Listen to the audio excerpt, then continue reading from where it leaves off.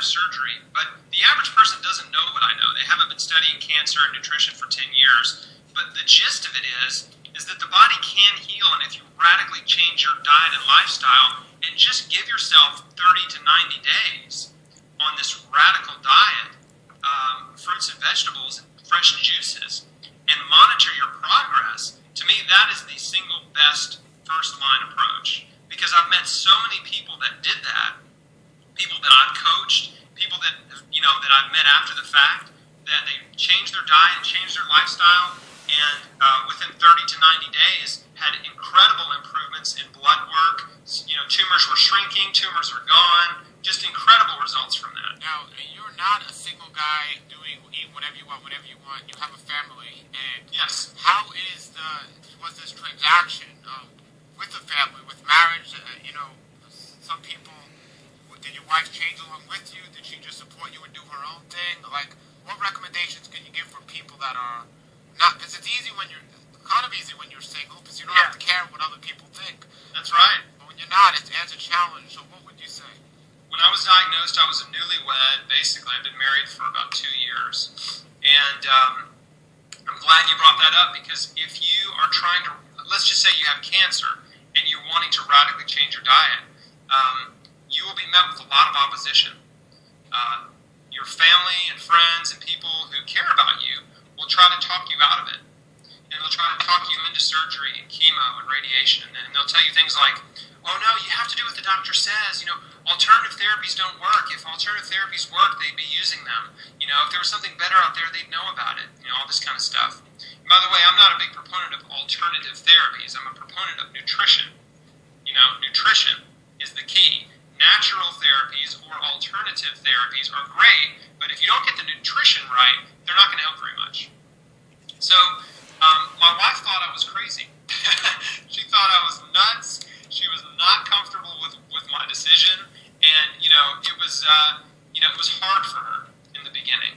But I was like, look, I'm doing this because I believe this is my best chance of healing and living. I'm doing this because I want to live, okay? And I just need you to trust me.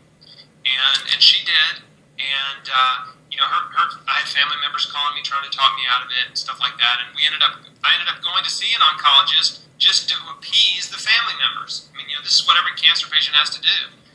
And when we met with the oncologist, I asked him about the raw food diet. He said I couldn't do it because it would fight the chemo.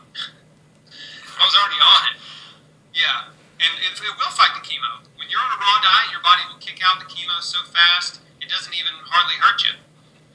And it doesn't do anything. And they don't like that. They want it to linger and destroy and do all this stuff. Also, chemotherapy destroys your immune system, so they don't want you to eat any raw food, because when your immune system's destroyed, then all of a sudden the bacteria on an apple is a threat.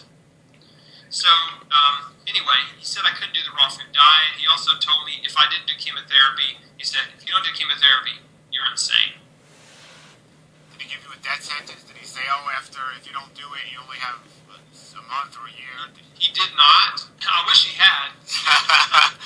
But he told me, he said, look, he was trying to sugarcoat the therapy. He was trying to sell me on chemotherapy. He said, look, you've got about a 60% chance of living 5 years, if you do these treatments. Which was a lie. That's not true. He was using a statistic that includes all cancers.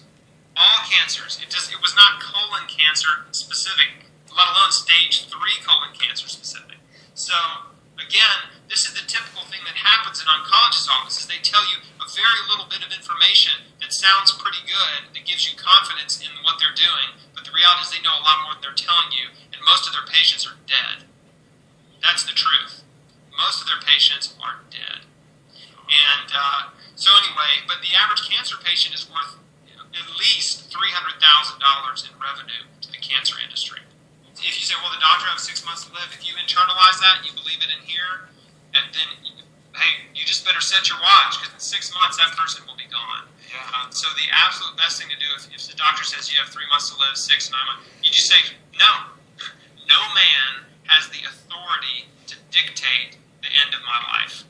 Exactly. No man. Unless you give it to him. Exactly. So when is the last time, you say it's been 9 years now, you've been cancer-free, 9 years. When's the last time you went to a doctor to actually get any kind Yeah, of I had a colonoscopy earlier this year.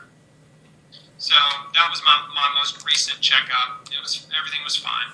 I get blood work done about once a year, and that's about it. I try to stay away from doctors, really. When people contact me with cancer, I tell them if they're able to travel to get to a place where they can learn all this knowledge and information about health and diet, and there's a place called Hippocrates Health Institute here in West Palm Beach. Yeah. And there's other places all around the country that are helping people so they don't have to learn and do this on their own in the natural way.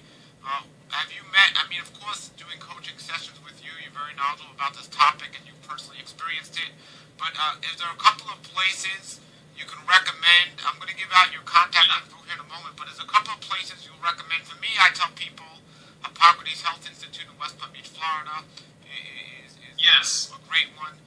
Give us some of the places you'd recommend. Dr. Nicholas Gonzalez in New York City, Hippocrates in Florida, an oasis of healing in Tom Arizona. Lodi. Yes, Tom Lodi. Yeah, Dr. Lodi. Dr. James Forsyth in Nevada. If you go down to Mexico, Northern Baja Gerson Center, that's my friend Dr. Patrick Vickers in Rosarito, which is near Tijuana.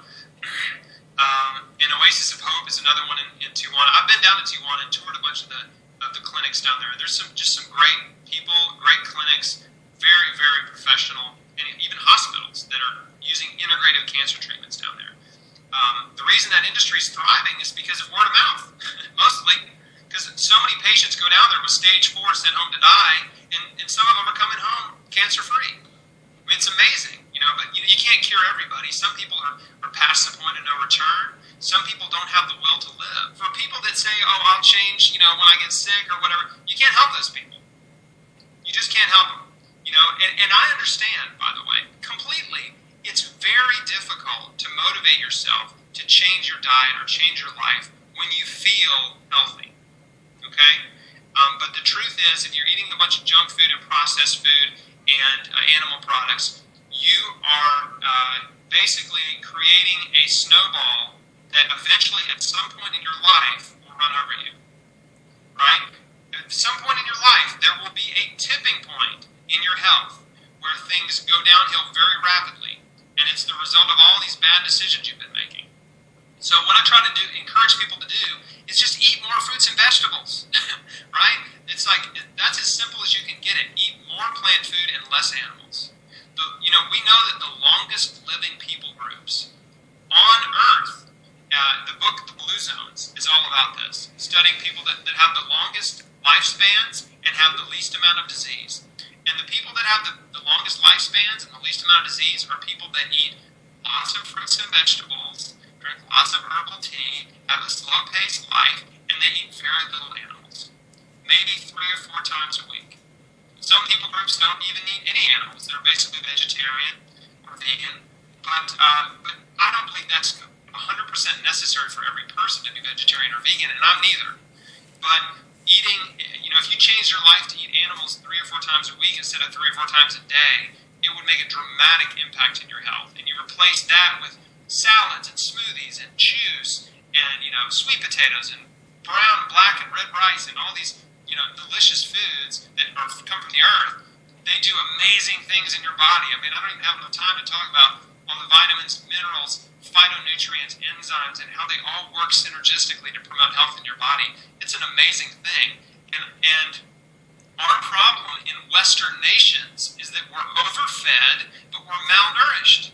We're getting all these macronutrients, protein, fat, and carbs, which are beneficial. Your body needs them. But we're not getting any micronutrients. We're not getting any vitamins. We're not getting any minerals. We're not getting any enzymes. And we're not getting all these thousands of plant nutrients called phytonutrients like sulforaphane, which is this most powerful liver detoxifier, and it's in broccoli and broccoli sprouts and the other cruciferous vegetables.